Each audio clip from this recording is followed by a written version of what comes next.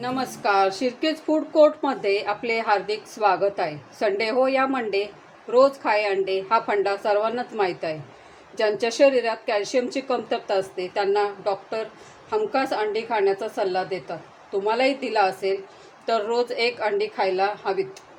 नाश्त्यात उकडलेली अंडी असतील तर तुमचा आहार हा एकदम उत्तम असा आहार आहे. निरोगी केस, मजबूत हाडे, डोळ्यांसाठी उत्तम, स्मरणशक्ती वाढवते, ताणतणाव कमी करते, वजन नियंत्रणात ठेवते, विटॅमिनचा साठा, शरीरासाठी चांगला कोलेस्ट्रॉल, प्रोटीन्सचा साठा, फायबरचा साठा, हे सर्व फायदे आपल्याला अंड्यामुळे मिळतात.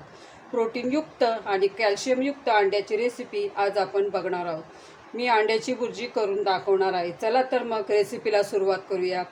त्यासोबत साहित्य बघूया. एक मिडियम साईजचा टोमॅटो बारीक चिरून घेतलेला आहे. इथे 2 मिडियम साईजचे कांदे आहेत, ते बारीक चिरलेले आहेत.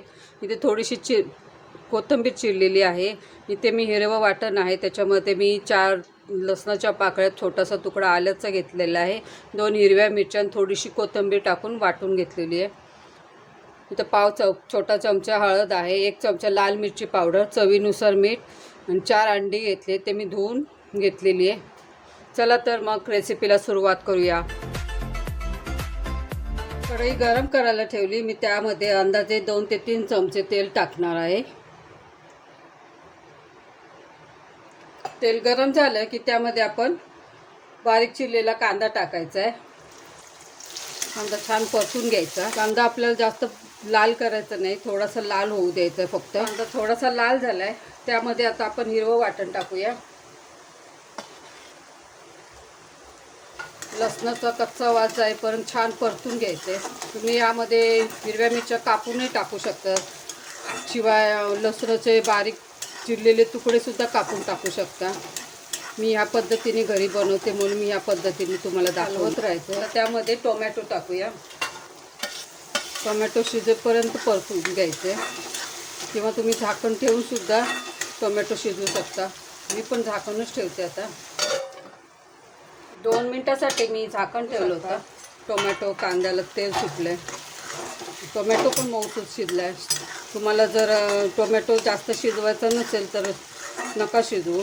मला या पद्धतीने मऊसूत शिजवलेला आवडतो म्हणून मी त्या पद्धतीने शिजवलं. यामध्ये मसाले टाकूया. लाल मिरची पावडर, हळद छान परतून घ्यायचं. ते तेलामध्ये छान परतले पाहिजे. पण यामध्ये धना पावडर टाकतं, जिरा पावडर टाकतं. तुम्ही जर टाकत असाल तर टाकू शकता.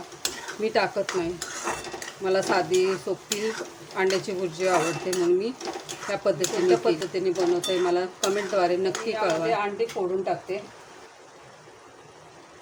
ते मी 4 अंडी घेतले, 4 अंडी फोडून टाकले, तुम्ही बघू शकता. आणि ही अंडी छान मिक्स करायची.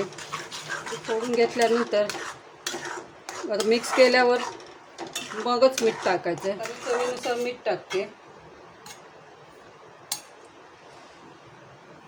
मीठ तुम्ही तुमच्या आवडीनुसार टाकू शकता. अंडी आपली ताजी आहे ते कसं समजायचं, तर एका भांड्यामध्ये ना अंडी बुडतील एवढं पाणी घ्यायचं आणि एक अंडं अलगद पाण्यात ठेवायचे.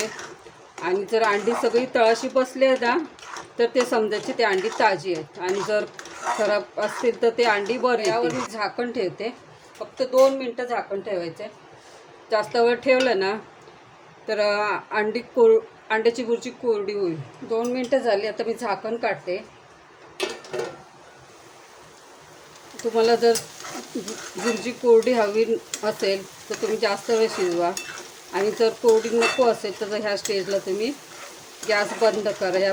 ही भुर्जी तयार झाली, पण मला थोडीशी कोरडी हवी म्हणून मी आणखी शिजवणार आहे त्याला. आपण त्यामध्ये बारीक चिरलेली कोथिंबीर टाकूया आणि एकदा हलवून घेऊया.